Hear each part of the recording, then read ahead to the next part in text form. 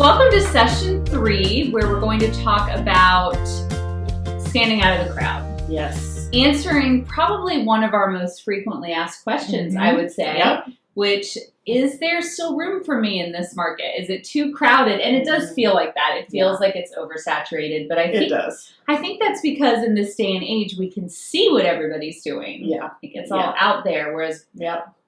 they were all always out there, but Right. we just... We just didn't know. We that just they were weren't- hiding in the bushes.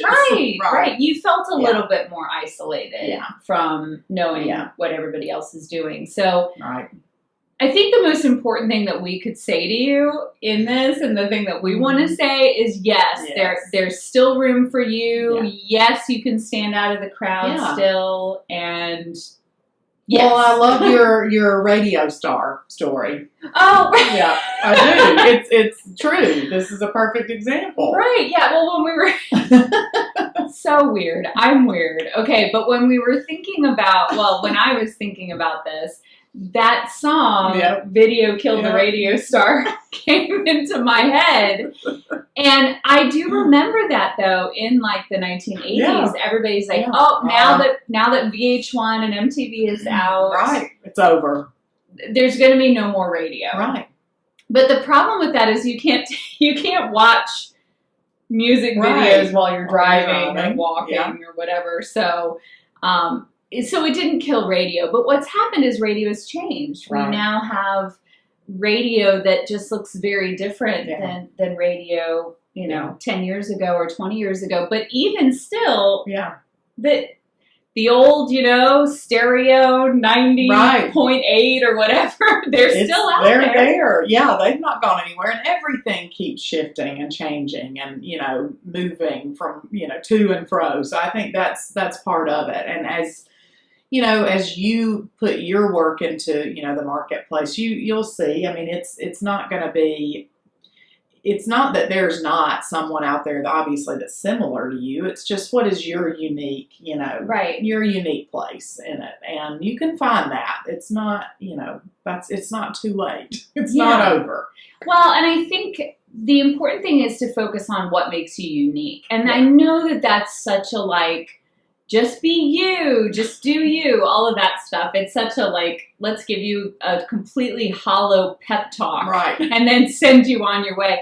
But I actually heard it put so well that I'm like, okay, I totally can grasp this concept now. And that was I heard it in the Atomic Habits book, and it was the creator of Dilbert was sharing sort of what he believed was it's sort of his unique combination that made him successful. Yeah. And he said, I draw probably better than the average person, but if you stack me against a great artist, I just look like a total amateur, very childish drawings, okay?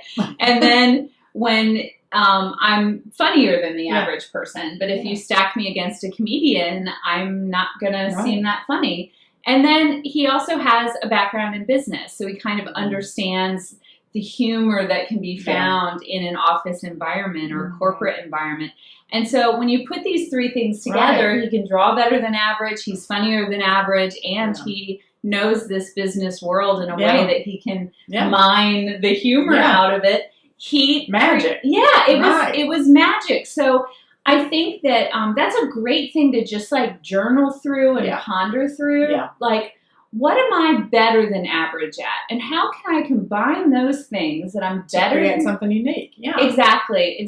And I think thinking of that even with my own story, I think that a lot of the stuff I do is really fairly average, but it's maybe a little better than average. And I think where my kind of magic is found is that I'm able to break things down into really simple steps and make them feel approachable for people. So I think that's why blogging has been a successful avenue for me. Whereas if I was just trying to be an upholsterer, I'd probably really struggle because I'm not a perfectionist when it comes to upholstery. I know just enough to do what I need to do. That's right. No, I think that's a good point. I mean, I would say it's the same for me, only maybe, back when I was solely blogging, probably that I was just really relatable. You know what I mean? Because I would be blatantly a hot mess.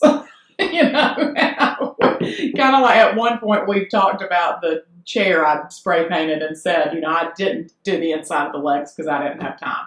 So I think it was that, you know, that sort of made some of those things tie together. So yeah, I mean, I think that there's, you know, and it goes a little bit into our your unique voice and your, you know, unique perspective, which we talk about in our branding course. But it's that, you know, Yeah. there is a place, and we would say, don't inundate yourself with looking at people who do very close to what you do. You know, I mean, there's a fine line between, you know, inspiration and enjoying it because that's what you enjoy, Right. you know, and flooding your brain with it, you know, so that it's just saturated. And we talk about that elsewhere, and Yeah. you'll probably hear us talking about that a lot more, that I Yeah. think fewer things are going to kill your creativity and inspiration and all of that more, or just even feeling unique more than saturating your, you know, your phone, your feed, the books you read, the magazines, everything. If it's all about just sameness and seeking out the people who do exactly what you do, there is so much more inspiration to be found in just going way beyond that and really kind of ignoring the people who do what you do. Not ignoring them in a rude, but putting your blinders on and doing you. Yeah, and not allowing it to influence you too much. Yeah, I think so. Or too. to make you feel like inferior.